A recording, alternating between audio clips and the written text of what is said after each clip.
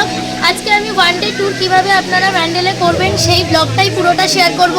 পুরো ব্লগটা দেখবেন এবং আপনারা বুঝতে পারবেন যে কীভাবে ওয়ান ডেতে পুরো সাইট সিনটা করবেন ব্যান্ডেলের। তার জন্য চ্যানেলটা অনেক অনেক শেয়ার করুন, লাইক করুন, কমেন্ট করুন এবং সাবস্ক্রাইব করুন। আজকে আমি চলে গেছিলাম ব্যান্ডেলে ওয়ান ডে ট্যুর করার জন্য চলে গেছিলাম। এই যে দেখতেই পাচ্ছ, এটা হচ্ছে ব্যান্ডেল স্টেশন। তোমরা কিভাবে যাবে সেটাও বলে দিই। তোমরা শিয়ালদা দিয়েও যেতে পারো, হাওড়া দিয়েও যেতে পারো। শিয়ালদা দিয়ে, বিধাননগর দিয়ে বা দমদম দিয়ে যদি যাও তাহলে 8:15 শিয়ালদা কাটোয়া গ্যালোপিন ধরলেই তোমরা 9:30টার মধ্যেই পৌঁছে যাবে ব্যান্ডেল স্টেশনে।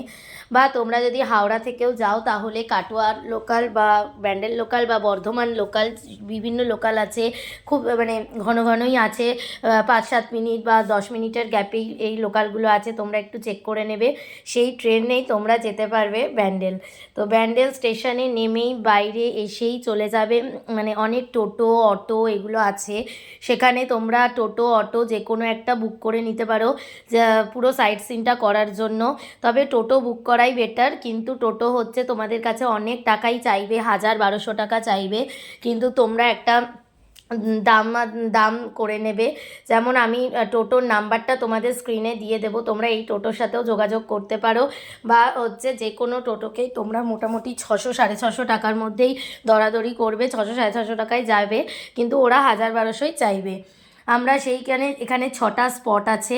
তার মধ্যে প্রথম স্পট লাহিড়ি বাবার মন্দিরে আমরা চলে গেছিলাম। মন্দিরটা খুবই সুন্দর গেট থেকে। তবে এই মন্দিরে আসতে গেলে মেয়েরা অবশ্যই একটা ওড়না আনবে, কারণ এখানে মন্দিরে ঢুকতে হলে মেয়েদের মাথা ঢেকে ঢুকতে হয়, এবং তার জন্য ওখানেও বাইরেও ওড়না ভাড়া পাওয়া যায়, কিন্তু তোমরা বাড়ি থেকে নিয়ে গেলে সেটাই বেটার হবে।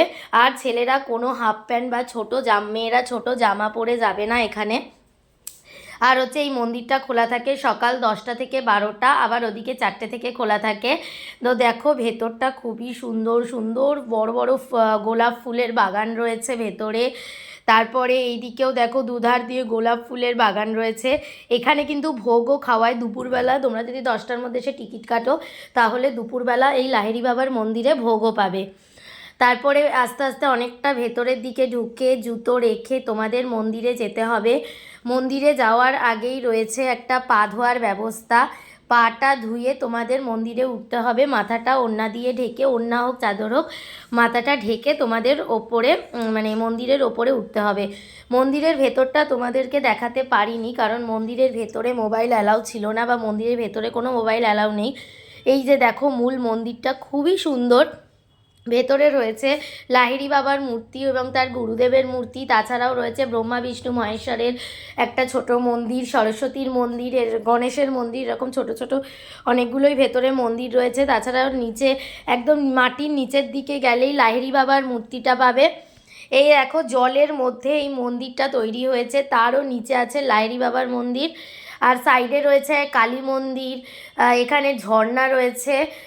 তারপরে ওখান থেকে বেরিয়ে এসেও বাইরে কতগুলো ছোট ছোট দেখতে পাবে, কিছু যীশুখ্রিস্ট রয়েছে, লোকনাথ বাবার মন্দির রয়েছে। তাছাড়াও রয়েছে একটা বড় শিবের মূর্তি।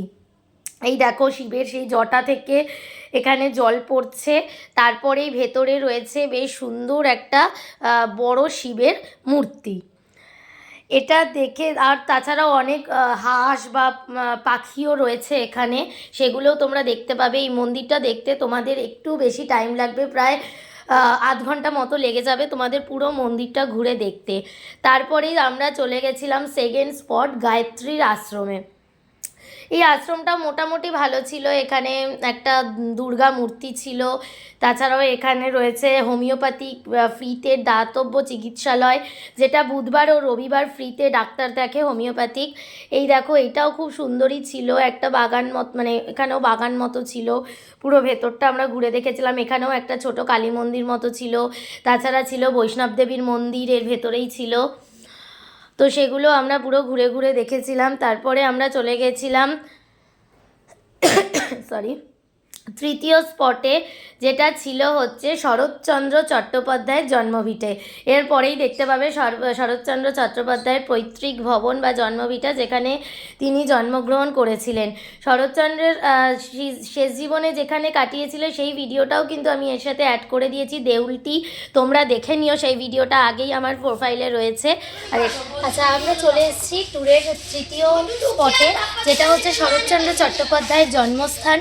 এখানে শরৎচন্দ্র চট্টোপাধ্যায় জন্মগ্রহণ করেছিলেন। আগে আমার প্রোফাইলের ভিডিওতে রয়েছে দেউলটির কথা, যেখানে শরৎচন্দ্র চট্টোপাধ্যায় জীবনের শেষ কিছু বছর কাটিয়েছিলেন। যদি কেউ ভিডিওটা না দেখে থাকো তাহলে আমার প্রোফাইলে গিয়ে দেখে নেবে, আর এই ভিডিওটাও দেখে নেবে। এটা হচ্ছে শরৎচন্দ্র চট্টোপাধ্যায়ের জন্মস্থান।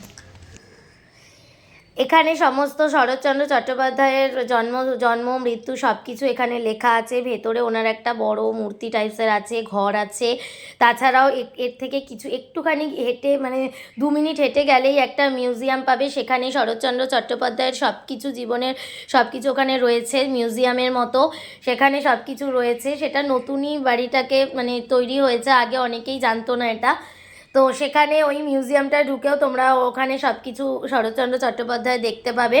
এটা হচ্ছে ওনার পৈতৃক ভবন, আর দেউলটিতে হচ্ছে উনি জীবনের শেষ কিছু সময় কাটিয়েছিল। এই দেখো, এগুলো হচ্ছে ভেতরে ঘরগুলো। তো তোমরা দুটো ভিডিওই দেখে নিও, আর তাহলে তোমরা পুরোটাই বুঝতে পারবে। এটা ওনার একটা বড় মূর্তি ছিল, নিচে ওনার জন্ম মৃত্যু সব কিছুই লেখা রয়েছে। পুরো বাড়িটাই ঘুরে ঘুরে আমরা দেখেছিলাম। ভেতরে একটা ভালো বড় একটা উঠান টাইপসের রয়েছে, তারপরে গাছপালাও রয়েছে। তারপরে আমরা মিউজিয়ামের ওই বাড়িটাও দেখেছিলাম, ওটা একটা আলাদা বাড়ি, ওখানে গিয়েও আমরা দেখেছিলাম পুরো মিউজিয়ামের বাড়িটা। তারপরেই আমরা চলে গেছিলাম আমাদের চতুর্থ স্পটে, যেটা হচ্ছে হংসেশ্বরী মন্দির। হংসেশ্বরী মন্দিরটা কিন্তু একটু ব্যান্ডেলের থেকে দূরে আছে। ওটা হচ্ছে বাঁশবেড়িয়ার মধ্যে, বাঁশবেড়িয়া ত্রিবেণীর মধ্যে পড়ে। ওটার জন্যই আমাদের টোটো ভাড়াটা একটু বেড়ে যাচ্ছে, যেহেতু টোটো ভাড়াটা 600-650 টাকা আমাদের নিয়েছে। যেটা হচ্ছে বাঁশবেড়িয়াটা একটুখানি ব্যান্ডেল থেকে দূরে, মোটামুটি টোটোতে যেতে তোমাদের 0.5 ঘন্টা 40 মিনিট টাইম লাগবে। তাই জন্যই তো ওই মানে টাকাটা বেশি করে নিয়েছে। এই যে এইটাই দেখো, এটাই হচ্ছে মিউজিয়ামটা রয়েছে। এটাই শরৎচন্দ্র চট্টোপাধ্যায় সেই মিউজিয়ামের কথা বললাম, এটাই হচ্ছে সেই মিউজিয়ামটা। এর ভেতরেই ওনার ডিটেলস সব কিছু রয়েছে, সব জিনিসপত্র, ফটো সব কিছু এখানেই রয়েছে। এই যে এখান থেকেই হচ্ছে হংসেশ্বরী মন্দির। এখানে টোটো তোমাদের নামিয়ে দেবে, তোমাদের টোটো থেকে নেমে 2-3 মিনিট মতো হেঁটে একটু ভেতরের দিকে যেতে হবে। এখানেই রয়েছে হংসেশ্বরী মন্দির। হংসেশ্বরী মন্দিরটা খুবই সুন্দর। এটা কিন্তু তোমাদের 1টার মধ্যে যেতে হবে। মোটামুটি 10টা থেকে 1টা পর্যন্ত খোলা থাকে, এবং পুজোও হয়, এখানে পুজোও নেয়। এখান থেকে তোমরা ডালা কিনে পুজোও দিতে পারবে। তারপরে আবার 4টে থেকে তোমরা পুজো দিতে পারবে। মাঝখানের টাইমটা কিন্তু মন্দিরটা বন্ধ থাকে।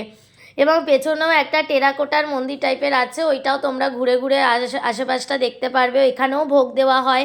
এখানেও 10টার মধ্যে আসলে তোমরা ভোগের টিকিট পেয়ে যাবে, এবং এখানেও তোমরা ভোগ খেতে পারবে। এখানে কিন্তু খেজুরের গুঁড়ো তৈরি হয়, পাশে পাশে অনেকগুলো দেখবে পোস্টার আছে। তোমরা যদি শীতকালে যাও তাহলে এখানে কিন্তু খেজুরের গুঁড়ো তোমরা পেয়ে যাবে। এখানে কিন্তু লাইভ গুড় তৈরি হয়, সেখান থেকে তোমরা গুড় কিনতে পারবে। এই দেখো পেছনের জায়গাটা, এখানটা আমরা ঘুরে দেখেছিলাম। তারপরেই আমরা চলে গেছিলাম পঞ্চম স্পটে, যেটা হচ্ছে ব্যান্ডেল চার্চ। তোমাদের সবারই জানা আছে ব্যান্ডেল চার্চ, তোমরা ব্যান্ডেল মানে জানো হচ্ছে ব্যান্ডেল চার্চ, কিন্তু এখানে কিন্তু ব্যান্ডেল মানে শুধুমাত্র ব্যান্ডেল চার্চ নয়। এটা আমিও জানতাম ব্যান্ডেল মানে হয়তো ব্যান্ডেল চার্চ, আমিও ব্যান্ডেল চার্চেই গেছিলাম, কিন্তু ওখানে গিয়ে জানতে পারলাম যে এখানে অনেকগুলো স্পট আছে, এবং এখানে টোটো বুক করে সাইট সিন করতে হয়। তো আমরা সাইট সিন করতে করতে লাস্টে পঞ্চম স্পটে আমরা চলে গেছিলাম ব্যান্ডেল চার্চ। এই দেখতে পাচ্ছ, এটাই হচ্ছে ব্যান্ডেল চার্চ। ব্যান্ডেল চার্চ কিন্তু খুবই বিখ্যাত, এবং ব্যান্ডেল চার্চের একদম ওপরেই কিন্তু রয়েছে মেরি রয়েছে। তাছাড়াও মেরির মানে যিশুকে কোলে নিয়ে রয়েছে, ওখানে সবাই মোমবাতি জ্বালাচ্ছে। ওটা কিন্তু অনেকটাই সিঁড়িটা মানে ক্রস করে ওপরে যেতে হবে, বয়স্কদের অত অসুবিধা হবে, কিন্তু তোমরা যেতে পারো, গিয়ে ওপরে সবটা দেখতে পাবে। এরপরে আমরা চলে এসেছিলাম ষষ্ঠ স্পট ইমামবাড়া। ইমামবাড়াতেও কিন্তু তাই, তোমরা ক্লক টাওয়ারে উঠতে পারো। 160টা সিঁড়ি অতিক্রম করে তোমাদের ওপরে ক্লক টাওয়ারে উঠতে হবে। এখানে দুটো পথ আছে, একটা হচ্ছে ছেলেরা উঠবে, একটা হচ্ছে মেয়েরা উঠবে। কিন্তু মানে সিঁড়িটা পুরো একদম গোল গোল হয়ে ঘোরানো, মানে পুরো সিঁড়ি দিয়ে উঠতে গেলে মাথা ঘুরবে। ওপরে গেলে সেরকম কিছুই তোমরা দেখতে পাবে না, কতগুলো ছোট ছোট জানলার মতো আছে যেটা দিয়ে তোমরা নিচের ভিউটা দেখতে পাবে। তাছাড়া এখানে সেরকম কিছুই ইমামবাড়াতে নেই, ওই ওপরে উঠলে কিছুই দেখতে পাবে না সেরকম। তোমাদের যাদের মানে ওপরে উঠতে সমস্যা আছে ওঠার কোনো দরকার নেই, আমরা উঠেছিলাম কিন্তু তারপরে মাথা প্রচুর ঘুরছিল। মানে তোমাদের সমস্যা থাকলে তোমরা উঠো না, কিছুই সেরকম দেখার নেই ওপরে ক্লক টাওয়ারে। কিন্তু এখানে যেটা মেন দেখার আছে সেটা হচ্ছে সূর্য ঘড়ি। তোমরা এই বাড়িটার পেছন দিকটায় চলে যাবে গঙ্গার দিকে, যেখানে রয়েছে সূর্য ঘড়ি। ঘড়িটা হচ্ছে সূর্যের আলো যেরকম যেরকম মানে ছায়াটা পড়ে সেইভাবেই ঘড়ির টাইমটা কিন্তু একদম ঠিকঠাক। আমরা কিন্তু ঘড়ি দেখে আমাদের হাতের ঘড়ি দেখে মিলিয়ে দেখেছি যে একদম ওটা ঠিকঠাক হচ্ছে। তো পেছনে এই দেখো এখানেই রয়েছে সূর্য ঘড়ি। এখানে অনেকেই এই সূর্য ঘড়িটা জানো না, যেহেতু পেছনের দিকে রয়েছে। এটা তোমরা বাড়ির পেছন দিকটা চলে যাবে, সেখানেই দেখতে পাবে এই যে এইটা হচ্ছে সূর্য ঘড়ি।